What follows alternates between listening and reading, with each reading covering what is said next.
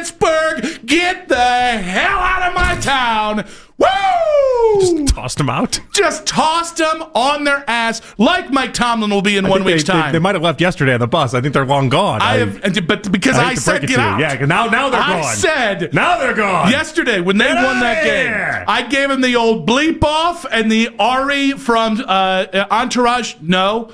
I did not treat women poorly. I just said, get the bleep out. That's what that was the Ari part of this. All right. How you doing? I'm good. It's always fun the first day back after a few days off, and obviously after a win, we don't get enough of them. Yeah, I'm so glad that we all took the day today to celebrate something we don't often get, which is a win over Pittsburgh. I'm glad we didn't spend the day bitching about how good Shedeur was or wasn't. Yeah, no, we did. No, we did that. Crying about draft positioning. I'm so glad. Definitely did that. I'm so glad that we could just said, God bless the Browns. Those boys played hard yesterday. They got a dub in the division, something we're not used to them doing, winning at the end of the year when they are mathematically eliminated from playoffs and relevance. No. I'm glad we all bound together as one in unity and said, bleep you, Pittsburgh. Papa's got a brand new win. I tried. Okay, so I'm glad. I could tell that you're happy. I'm very happy Thank for you. You're happy that I'm happy. This is the happiness train, folks. That's all it is. That's all I got. I got my happiness based off of your happiness, and so I'm happy that you're happy. But the reality is that, sadly, we did have a lot of those discussions. And we did have a lot of people that felt like yesterday was a disaster because you didn't finish the job. You had a 3-win season, and you didn't stick with the plan, essentially. All right, so I'm so glad you said this because I'm going to tell you when to start the timer. We're gonna start today's show with a choose your own adventure as I bequeath 4 strong takes from yesterday's win over Pittsburgh. All right, 4 any direction. And any direction. You get to choose, and the fans out there, you guys get to choose. We do have a poll up on the 92.3 The Fan YouTube chat. The All-Star game, we get a fan vote in this? How are we going to tally these numbers? Theorems. Quantitative data. I don't know what you want from me. Does my vote get over? Does it get superseded by a super chat? We'll never know. But we might know. Well, we have to know. We have to find out. It's the only way it's like Shedeur. This works. It's beauty's in the eye of the beholder. We'll find out. All right, we'll just say collectively at the end of it, what I choose is also what everyone else chose. Or they'll vote, and then I'll ignore one of you. We're not even running a poll. We'll see. Okay. We actually are running a poll. With all 4 options you're about to name off? No, not on this. It's a different poll. Right, it's we're not running a poll then. But we are running a poll. It's just not this poll. All right, what poll it's are not we a running? choose your own adventure poll. What poll are we running right now? The poll we're running right now on the 92.3 The Fan YouTube channel is this. Drop those corn emojis. Don't think I forgot. Drop those corn emojis. You get some corn, and you get some corn. Hell yeah. All that being said, this is a truth trust with a nest, right? With the tree in the nest and all that. What? Yeah, all right. Heading into the fourth quarter, what were you rooting for? A Browns win or draft positioning? Be honest here. This is an honest show. All right? We do not front on this show. We ain't fronting now. All right, you ready to start the clock? This is your choose your own adventure. I'm popping off 4 takes here. All right. Because I'm ready. I'm raring to go. All right, we haven't started yet. Well, all right? Okay, do you want to start with like the top of a minute? Is the whole segment just going to be us talking about us potentially starting? It could be. If you want it to be, it could be. Number 1, Shedeur is your starter in 2026. Suck it, Pittsburgh. 2, Kevin Stefanski might have saved his job yesterday. 3, crying over beating a division rival playing for the AFC North crown is the epitome of loser mentality. And 4, the Steelers chose stopping Myles Garrett over winning the game. Bang, biscuit, 20 seconds, in and out. All right, I want number 3. Because 3 seems what you're the most passionate about. I'm going to be a good teammate here. I'm going to give it to you on a silver platter. You seem fired up about 3. You seem fired up about the idea that there are fans out there that think yesterday went poorly when in fact they did get a win against the Steelers. Yeah, it's crazy talk to me. And I've heard things like meaningless game thrown out there. It wasn't meaningless for the people that paid their money to go see that game.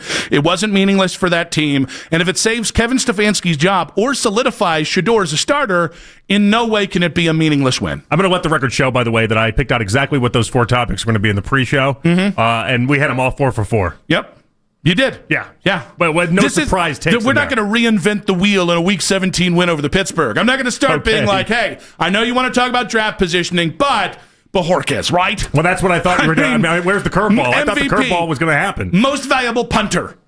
You doubted me. You doubted I could get those 4 takes off in 30 seconds. Where's the Bajorquez take? Yeah. And that's exactly what I said. I said, where's the surprise? Is it going to be something like that? Yes, I did doubt it, but that's why you were in the hurry-up offense, so I appreciate that. All right, so yesterday it felt like you were, you were livid, it seemed like, online, and everyone, that it almost kind of... It kind of took away the win, the fact that it felt like you had to go up against all these people. I saw you ran a poll yesterday, and the poll did not go in your favor as far as what you wanted. Oh, no. That was very similar to our fourth quarter poll, wasn't it, heading into the fourth quarter?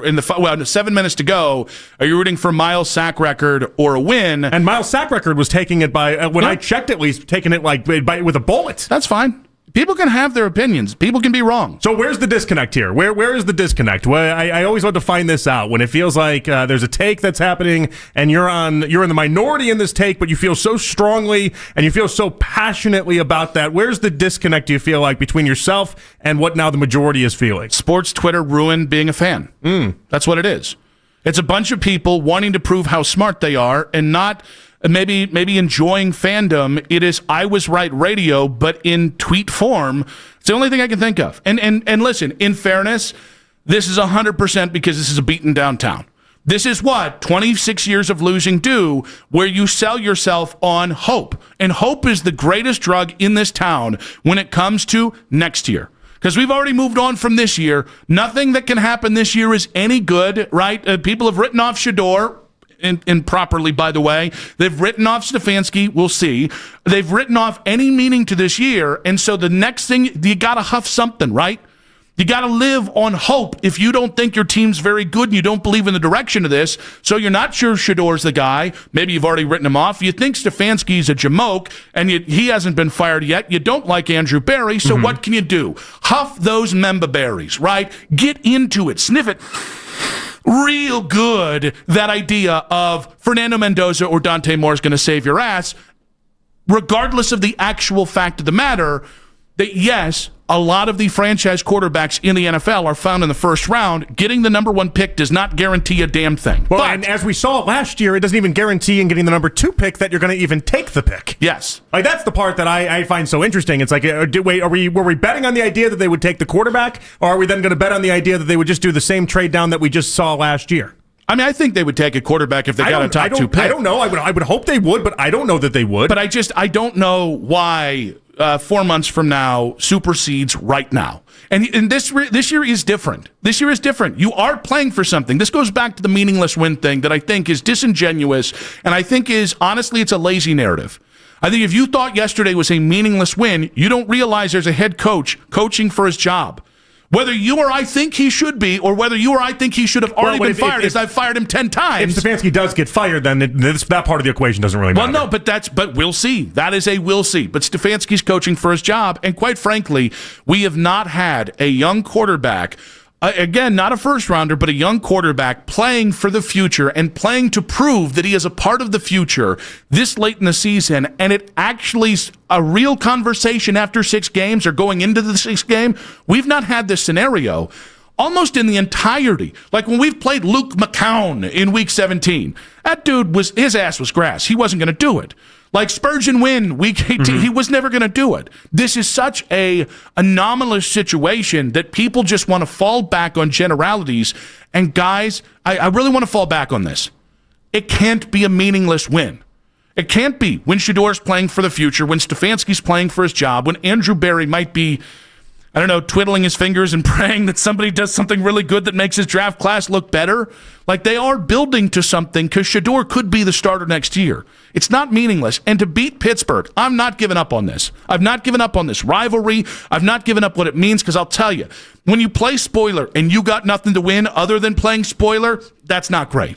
When you have things, tangible things to glean from a Week 17 game, when you've been eliminated from the playoffs for 5 damn weeks, and you play spoiler, that's basically whatever hope you're chasing with the number 1 or number 2 pick. It's real hope in the minute. It's real. It's something real to cling on to. In a weird way, it almost felt like Bengals fans, I would imagine, yesterday taking on the Cardinals and just running up the score. It's like, you know what? Yeah, that cost us draft position, but it was good to see Joe Burrow be able to light it up that way. And like the idea that Burrow and Chase could be back in sync and getting everything moving, like that matters, and that matters for next year. And so there's a lot of this that matters for next year. I do find the whole convo fascinating. I find find it fascinating also because for the longest time in life, I was very staunchly, just get the highest pick you possibly can. You've shifted me on that in some degree. I still believe that to be true if you think there's an Andrew Luck in the draft. No, agree. But I don't think there is one right now. I think Mendoza will be fine. I think more scares the crap out of me, but also tantalizes me. I think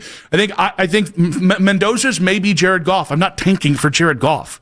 If he falls to me, fine. But I do wonder if some Browns fans look at it and say, all right, if you were going to be the number 2 pick and now you're the number 6 pick, if you, let's say, all of a sudden in this process, love Dante Moore, he is your everything, and you just, whoa, eyes wide open, well, it might cost you 2 first-round picks to go from 6 to 2. And was this win this last week, was that worth 2 first-round picks in your eyes? No, because I wouldn't trade up, even if I love him. At some point, you can take, I don't want to say the long road, because I don't think they're that far away. I think their tackles are incredibly historically bad.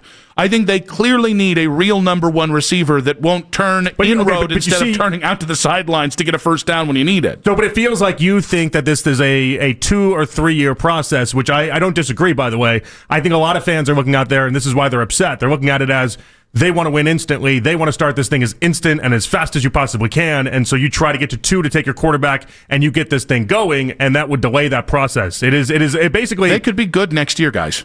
They could. If you draft well again, if you have the same output that this year did, and you stick with Shedeur, and Shedeur continues to develop, which it is undeniable that he is developing. And he's going to continue to develop, yeah. So if you do this, you can be competitive next year. Is that a 7-win team? I don't know. Neither do the Browns. Is that a 10-win team? I don't know. Neither do the Browns. But this idea that the only way that you fix anything is if you just suck into getting a number 1 or number 2 pick, it's more often than not, guys, we've lost on purpose so much. We literally lost for 3 straight years on purpose. You got a playoff win out of it. The 2 greatest symbols of tanking in the NFL the last decade are Miami and Cleveland, who ended up with Baker Mayfield, who didn't get a second contract here, and it's still a debate, is he a top 5, top 10, top 15 quarterback, and Tua Tagovailoa, who got benched after 6 years, 7 years, and 1 good year, and he got benched for Quinn Ewers. Without a mullet, Quinn Ewers. What are we doing? Stop acting. And I get it. Yes, the higher pick you have, the more options you have. Right. I do understand the science. Mm-hmm. Be a fan. Right? Let's all get back to, instead of this crap cynicism in social media that is ruining every facet of life, you post a picture of your dog, and somebody's got a comment on whether that's a purebred dog or whether you did it the right way and went to a local humane shelter. You post a thought on happiness, and somebody finds a way to crap on it. For the love of God, stop letting social media dictate the way you think. Stop changing. I don't think this is social media. I think this is just a football way of processing and going through your thoughts. But how did it become? Do you think it's in any ways a coincidence that this prevalence in suck on purpose has happened in the greatest propaganda machine we've ever had in our times on any level of news, sports, or whatever? Which is social media and Twitter. 30 years ago, people didn't want to go ahead and suck to have the number 1 overall pick. This has always been a part of sports. I don't think it's to the level it is now. It might get magnified because we're doing more sports discussions on a day in, day out basis than has ever existed before. So maybe that's why it exists. But I think it's the instant gratification part of society. Maybe that part we can lean into. The idea that what is the quickest way to fix your franchise? Take Joe Burrow and watch Cincinnati be in the Super Bowl 2 years later after sucking for 1,000,000 years. I think that is a part of it, and I think people latch on to that. I also think there's a part of this Browns fan base that thinks that since 1999, taking only 2 quarterbacks in the top 5 isn't nearly enough. So I think there's enough people out there saying, hey, we've taken cracks at it, but a lot of the times, unless it's Tim Couch or Baker Mayfield, it's been cracks in the 20s. It's been cracks in 25 and 19 and 17. And if you have a number 2 overall pick, you're going to have likely the second best quarterback off the board. They want that. And so I don't think it's a bad thing. But that's a fine Wednesday take. When you're in the game, root for a win.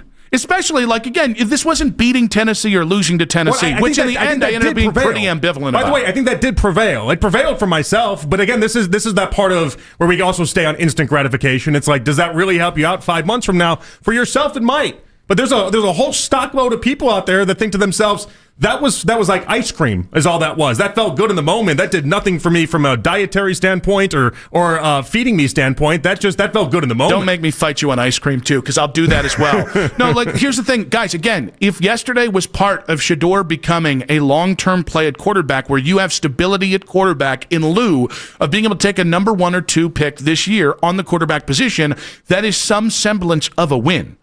That's not empty calories. If Kevin Stefanski, and again, you and I think we're on the same side when it comes to Kevin. I don't think yesterday did anything for Stefanski. I don't know.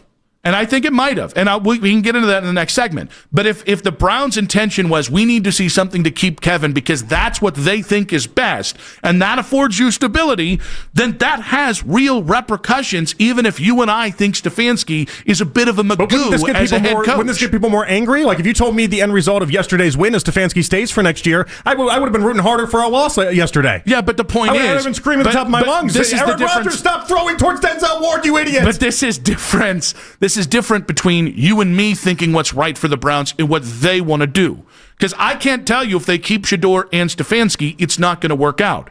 I tend to think give me Shedeur and a new head coach, but that's all up for discussion. But this idea of, well, it didn't mean it. No, it meant a lot. It could have significant repercussions on the next 3 years of Browns football, and it's not a guarantee that that's going to be a negative. And I think leaning into the negative or leaning into, I'm like, I didn't have a single person text me yesterday like, man, I hope Rodgers throws a touchdown here. Because why would you? Why would you choose misery in the moment, especially when that team is still playing for things?